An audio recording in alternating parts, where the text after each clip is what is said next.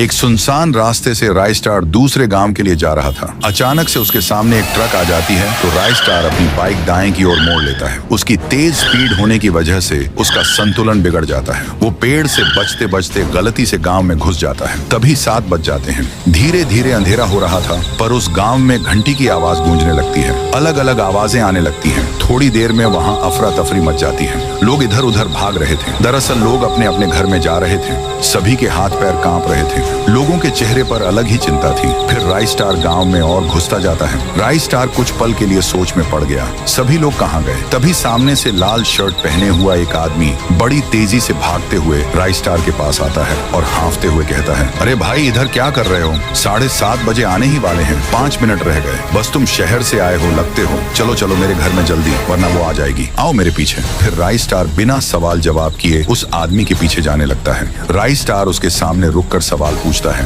अरे भाई, ये यहाँ पर क्या हो रहा है? तुम मुझे 7:30वहां